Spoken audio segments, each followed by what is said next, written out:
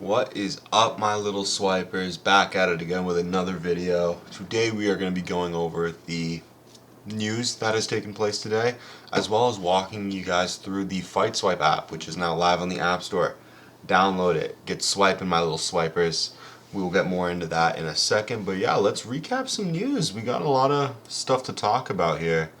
Let me start from the beginning here. I don't really care about one. Unfortunately, Ethan Ewing is out of his fight with Farid Basharat at UFC 329 due to an injury. This came from Real Kevin K. This one kind of sucks. I mean, Ethan Ewing going against another undefeated prospect in Farid Basharat, who is pretty damn good. Little Arturo over here is a pretty fun watch. Some people favored Basharat in this. I don't know. It was going to be a real test for Ewing. It's unfortunate that he got injured. He did pull out of his last fight because he was supposed to fight on, I believe it was Kopp versus Horiguchi, but he pulled out of that as well. Hopefully the dude's okay and it's not, crazy injury prone. It kind of sucks. It doesn't look like any injury got disclosed as of yet, but they are looking for a replacement for Basharat. So hopefully something comes up. They have a couple weeks to finalize it. They might pull someone who, is going to fight a little after International Fight Week. So maybe one of them will get called up a little earlier. So that will be good there. And in other news, Paulo Costa... where'd my thing go? Paulo Costa is pretty much calling out the UFC over not having a fight booked. As you all know, he was kind of at a weird layoff in middleweight, goes up to light heavyweight, kills everybody. And, people really want to see him, and he's been a little more active at this weight class. But, Dana has been kind of sidelighting him and hasn't really given him much. This is what he tweeted, which did get deleted, unfortunately. And you were just in English. Where did you go? Oh, wait, right. This button. So, since I fought in April, I've been looking for the next fight. I eventually opened the door to fight at heavyweight. UFC told me to wait. Here we are. It's already July, and I hate fucking translation. I still looking to fight someone else at light heavyweight, middleweight, or even heavyweight, but the answer from the UFC by Hunter Campbell is the same. Just wait. I want to fight. I don't want to wait. I have one more fight on my contract, and I want this fight to happen soon, but for some reason they don't. It's very interesting, and it's a weird trend with these MMA fighters. I don't know why I'm saying MMA fighters, with UFC fighters, where if you're kind of like a big star and you're kind of riding towards the end of your contract, they do tend to stall you out a little bit. As you know, McGregor was kind of stalled out for his last fight on the contract to be April of 27. They really, really like holding on to you for some reason. And, comments are kind of supporting him. A fight in heavyweight would be very interesting given the beef he does have with Hokit. I think it would be a very fun fight. I do think Costa would be a little too small for it. I do think he'd get his ass beat at heavyweight. It just seems to be a much different animal. But yeah, nothing else has really come out about this, interestingly enough. But no word if Costa has signed a new contract as well. Yeah, so I guess after this fight, he's essentially a free agent, but the UFC will probably re-sign him. He's too big of a star to give up, so definitely prepare to hear about some news for Costa signing an 8-fight contract that will never come to fruition. And then, yeah, it's just some other stuff here. He did delete it.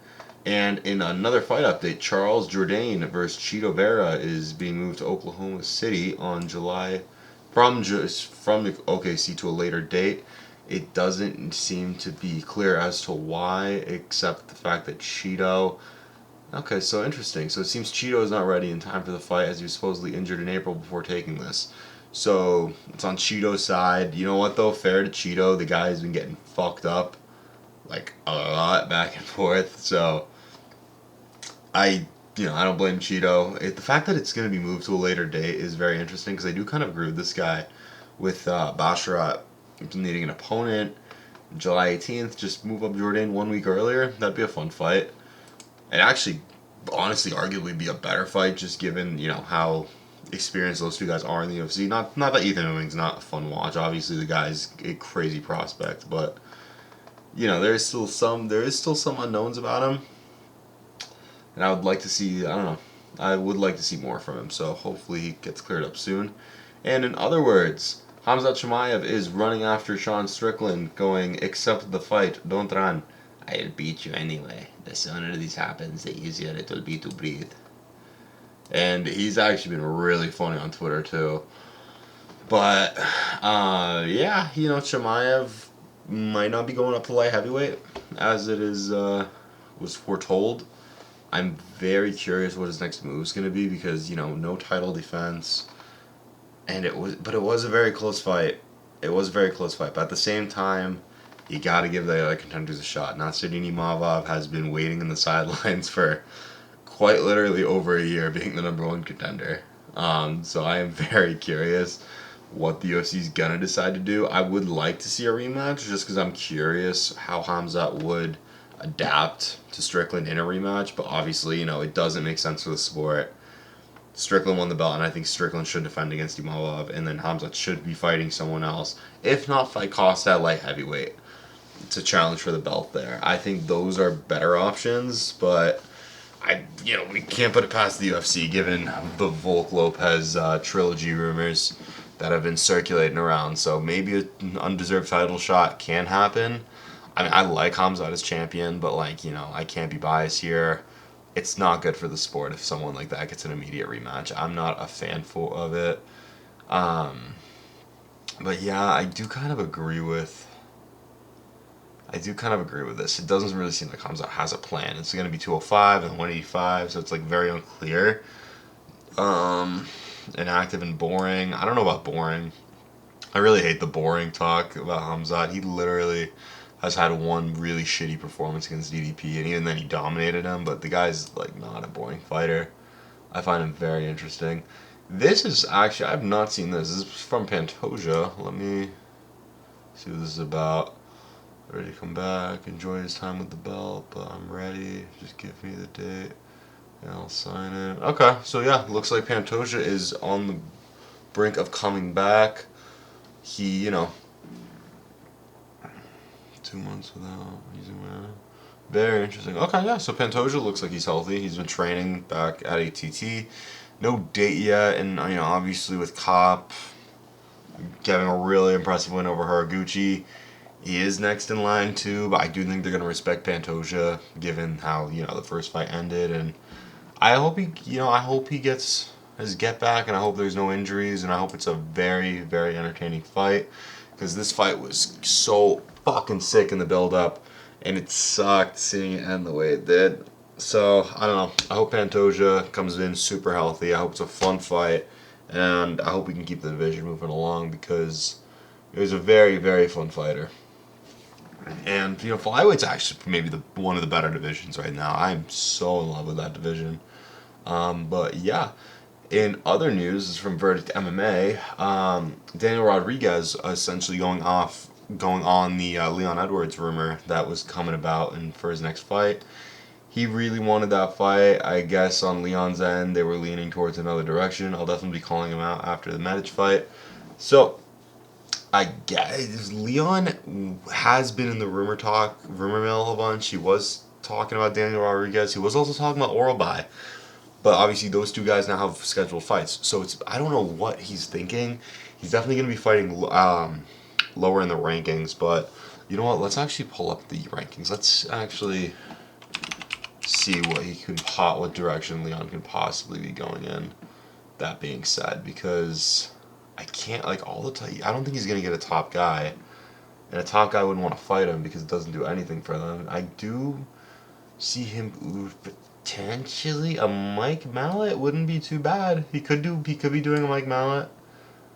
I think he should stay away from Yaroslav Amosov. That is a horrible fight for Leon Edwards. I think Leon is going to get bent over.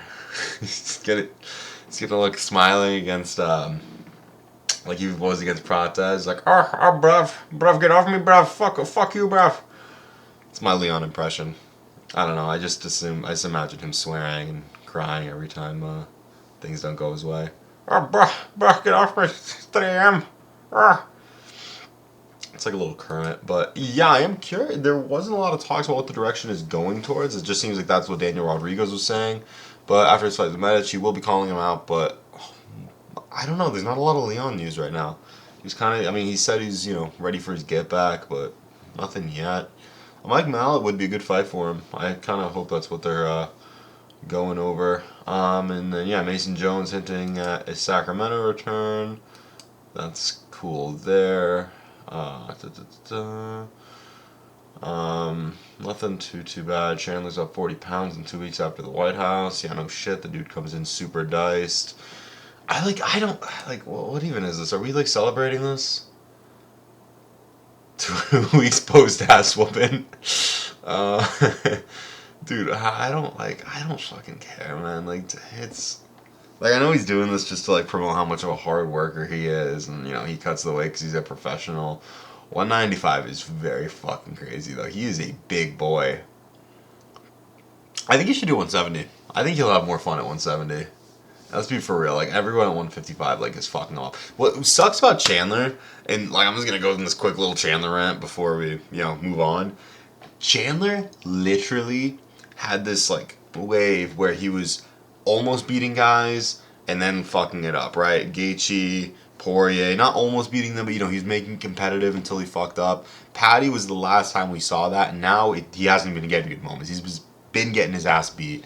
So I feel like at that point it's like, why are you still fighting, dude? Go retire, go do RAF, like go like call out Conor McGregor in WWE. I don't know, dude. Like I don't understand what the fuck he's doing. But anyways, that's all that I'm gonna say on that. And then undefeated Polish lightweight Damian Rizpeki has signed with the UFC. He's 24 and has won 9 of his 10 fights by finish, which is very, very crazy. A lot of these young fighters are actually disgusting. I'm so excited to see where they end up in the coming years. I'm not going to talk too much about this. This was an old interview where Pereira talks about Hamza Chimaev saying he was very motivated to prove something against him, and he wants to be the guy that is the one that beats him. Honestly, I think Pereira will make a lot of excuses as to why Chimaev would whoop that ass. So I'm not really excited for that. Nothing crazy. This one's fun though. Chanko, Magomed Zenukov, or John Pork, if you want to call him that. He hates it. Is fighting Damian Rizpeki. This is going to be a good fight. Like I said, these young fighters are fucking fun to watch. I do favor Chanko winning just because of the experience. He's only 9-0. And yes, okay, this is a very misleading 8-0 record because the guy has had multiple Muay Thai fights. So he's had a lot of battle scars there, but it's a good fight, man. It's a good fight. Chanko had a very great Contender Series fight. I don't know enough about Rizpeki. Garbage versus trash. Shut the fuck up. You don't know what you're talking about, you dumbass. I thought he would fight on the same card as Islam. Yeah, this is on Abu Dhabi, by the way, if I did not mention. We are John Pork. And yeah, I'm pumped for this. So yeah, Abu Dhabi's looking very, very good. Long-awaited debut for John Pork, and then it's going against a really good prospect getting signed in the Polish scene. So that's very fun there. In other news, UFC Noche will be taking place Saturday, September 12th this year for a UFC Fight Night event. And then we got the official DDP versus Usman poster. I am favoring DDP. I just don't really think Usman has that dog in him anymore, unfortunately. But yeah, going off of that, let's talk about FightSwipe, guys. FightSwipe is finally out on the App Store. This has been a 2-year-long project, and I honestly, let me walk you guys through exactly what to expect here. So this is available on the App Store to download.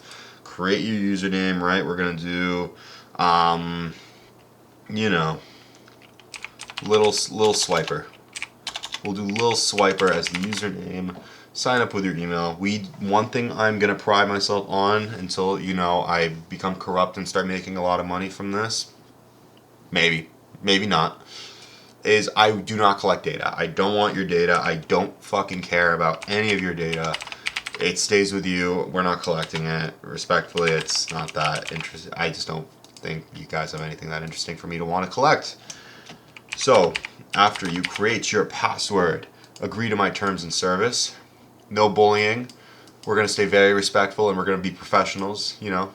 The professionals are going to keep the app clean. And we're going to create our account here, and then here it is. We're starting off with the UFC just to garner the users. So, this is the layout. There's going to be more events here. There's going to be more organizations here. This is your account. These are your correct picks. This is your accuracy. These are your past picks, upcoming picks. These are your settings. Everyone loves their settings. We have a dark mode. We have a light mode. What y'all know about light mode? Huh? I'm so happy with this product. Like, and oh, whoa, leaderboards locked. You have to submit your picks. Let's get into submitting our picks then. So here's how it works. You swipe a direction that you think a fighter is gonna pick. I'm gonna win. Excuse me. You swipe because you can go by pick. Are you just gonna do a pick? You're gonna predict KO, submission, decision. You need stats. What do you need to know? You could skip the fight entirely if you're a casual. It could very well happen. And you just make your swipes. Swipe, swipe, swipe, swipe, swipe. Get your swipes in. And then you can see all your picks. You can see who you picked. You know what? You know, I do know Alessandro Costa. I'm not a casual. I do know Ethan Ewing. I'm not a casual. And then just go back. It is a little buggy, don't get me wrong. We will fix this as we go. But yeah, I'm very happy with the final product. You just submit your pick after. Boom. Picks are locked in. Good luck. You could see the leaderboard. You could see who the top guys are picking for the next event. Look at this. We get to see who the number one guy's picking. I'm gonna tail his picks. I'm gonna make bets off his picks. Fuck it, why not? You could get accuracy. You can see what your friends have picked. I have no friends, hence why we're doing these videos. You could see the biggest loser if you want to see what the people that jinx it are gonna pick. We have socials. We have stories to swipe through. You always stay up to date. You can recap. You can go onto forums. Shower Bullet is overrated. Someone disliked it. You know what? We're gonna like it. I think that's very true. You know what? I want to debate somebody. We can create debate rooms, guys. You can create debate rooms. Is Shara overrated? You know what I mean? Is he overrated? I don't know. But we can join a debate room and we can go back and forth, deciding if he is overrated. I think he is, but he is a fun watch. Watch parties for you and all your friends. You can message your friends. Like I said, I have no friends. I have no one to message. But you guys will have people to message, hopefully. And then PvP, because you know what? Every good app needs PvP. That is the app. I'm so excited to have this out to the public for you guys. We are going to be doing a giveaway after UFC 329 where the first place winner on the leaderboard, the general leaderboard, first place will get a signed JDM card. Whoever gets highest accuracy is going to get a Conor McGregor card, not autographed, just a regular McGregor card. And a biggest loser will get a Paddy Pimblett card.